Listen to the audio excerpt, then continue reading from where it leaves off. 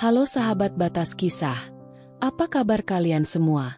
Semoga kita semua selalu diberikan kesehatan dan rezeki yang berlimpah. Pada kesempatan kali ini Adinda akan membawakan cerita yang berjudul Ratu Laut Minta Sesuatu pada Kakek Tua di Pulau Terpencil. Biar makin seru, langsung saja ke ceritanya. Pak Dirman hidup dalam kesendirian di sebuah pulau terpencil. Pulau yang tidak pernah tersentuh oleh dunia luar. Dikelilingi oleh lautan luas yang tampak tak berujung, pulau ini berdiam di tengah samudra, dikelilingi oleh misteri dan legenda yang turun-temurun. Sejak dahulu kala, pulau itu dikenal sebagai tempat yang sakral, penuh cerita gaib dan kisah mistis yang diwariskan dari generasi ke generasi. Pak Dirman adalah pria yang bijak, namun usia senja membuatnya tak lagi sekuat dahulu. Di masa mudanya, ia adalah seorang nelayan yang berani, mengarungi laut dengan semangat tinggi dan rasa hormat yang mendalam kepada alam. Namun kini, tubuhnya mulai renta, dan kekuatannya kian melemah. Ia tak lagi melaut, memilih tinggal di gubuk tua yang ia bangun dengan tangannya sendiri, bertahan hidup dari sisa-sisa yang ditinggalkan oleh alam. Setiap pagi, ia duduk di tepi pantai, memandangi laut yang luas, sambil mengenang masa-masa kejayaannya dulu. Tidak ada keluarga yang tersisa untuk menemaninya. Anak-anaknya telah pergi meninggalkannya, mencari kehidupan yang lebih baik di tempat yang jauh.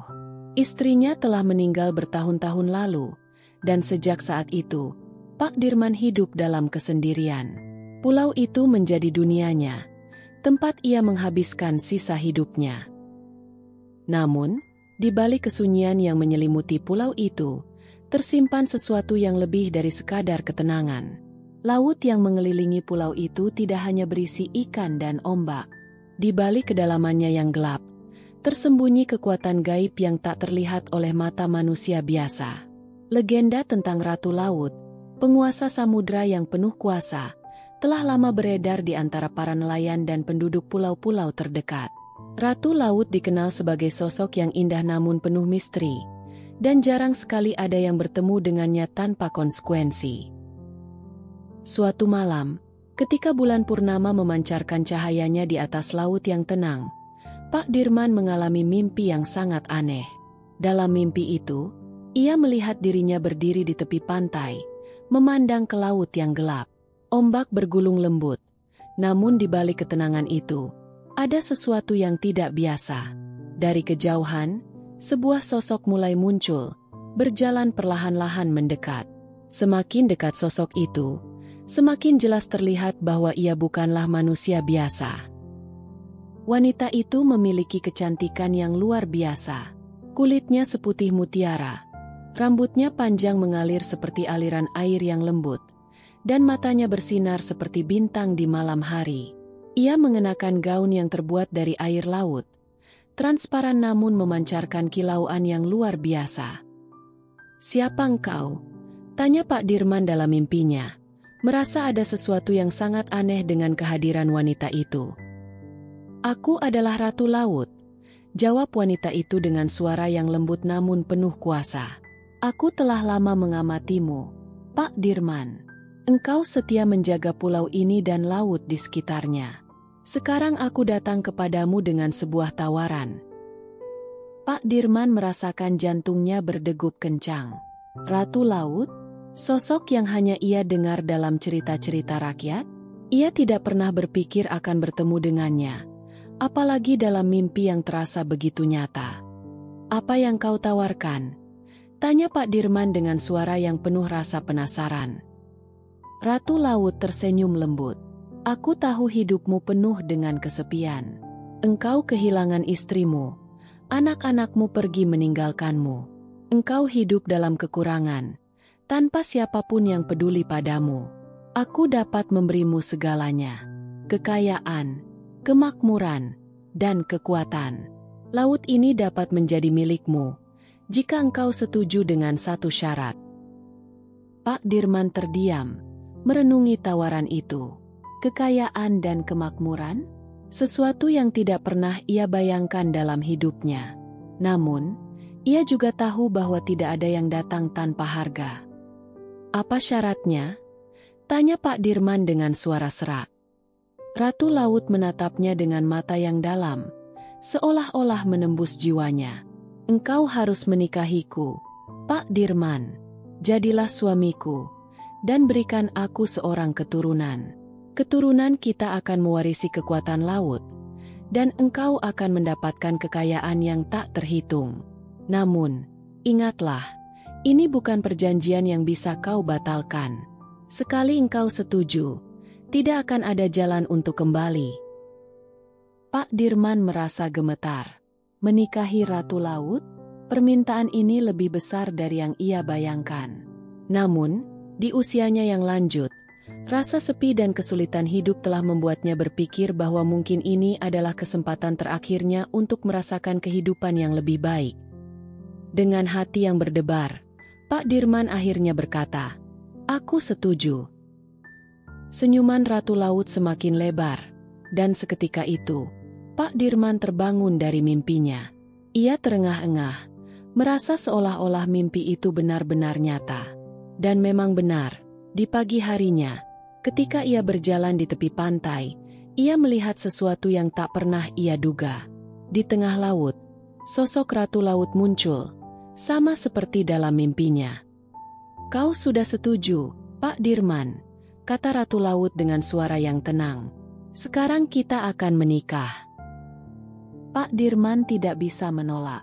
Upacara pernikahan itu terjadi dengan cepat. Hanya disaksikan oleh alam dan makhluk-makhluk gaib yang tidak terlihat oleh manusia.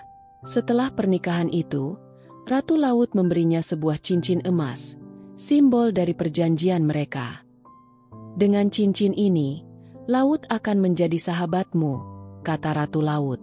"Segala kekayaan yang ada di dalamnya akan menjadi milikmu, dan engkau tidak akan kekurangan apapun. Namun ingat, engkau harus memberikan aku seorang keturunan. Keturunan kita akan menjadi penguasa laut selanjutnya." Hari-hari setelah pernikahan itu membawa perubahan besar dalam hidup Pak Dirman. Laut yang dulu keras dan tidak bersahabat, kini menjadi sumber kemakmurannya. Ikan-ikan besar dengan mudah datang ke jaringnya, dan dalam waktu singkat, Pak Dirman memiliki harta yang melimpah. Peti-peti berisi emas dan permata seringkali terdampar di pantai, seolah-olah laut dengan sukarela memberikan harta karunnya kepada Pak Dirman. Namun, di balik kekayaan itu, ada sesuatu yang aneh. Rasa kesendirian yang dulu menghantuinya mulai digantikan oleh perasaan asing. Pak Dirman tidak lagi merasakan ketenangan yang pernah ia rasakan sebelum perjanjian itu. Meski hidup dalam kemewahan, hatinya tetap terasa hampa. Tahun-tahun berlalu, dan Ratu Laut memenuhi janjinya. Mereka memiliki seorang anak, seorang putra yang lahir dari perpaduan manusia dan makhluk gaib. Anak itu memiliki keindahan yang luar biasa, dengan mata yang memancarkan kedalaman laut dan kulit seputih mutiara. Namun, ada sesuatu yang berbeda pada anak itu. Sejak kecil, ia menunjukkan tanda-tanda yang aneh. Ia lebih tertarik pada laut daripada daratan, seringkali menghabiskan waktu berjam-jam di tepi pantai, berbicara dengan ombak dan makhluk-makhluk laut yang tidak bisa dilihat oleh orang biasa. Pak Dirman mencintai anak itu, namun ia merasa semakin jauh dari putranya.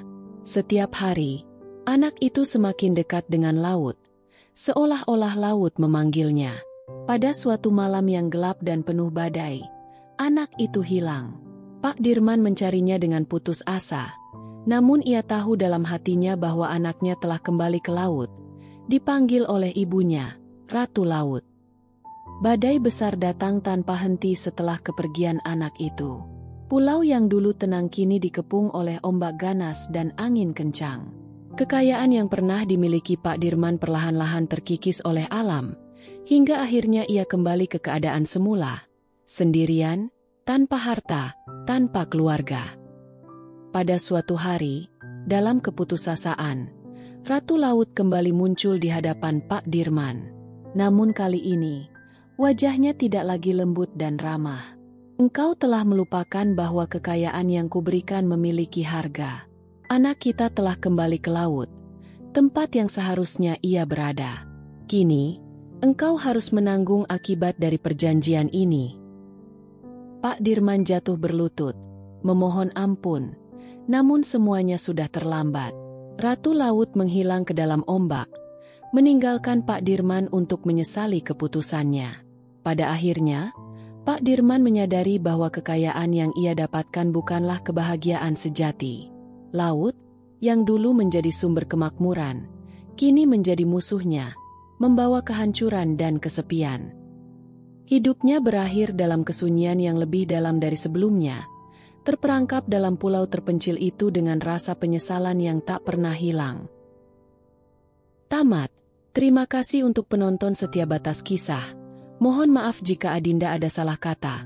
Doa Adinda hari ini semoga penonton setia Batas Kisah diberikan kesehatan dan rezeki yang berlimpah. Jangan lupa like, komen dan subscribe. Sekian dan terima kasih.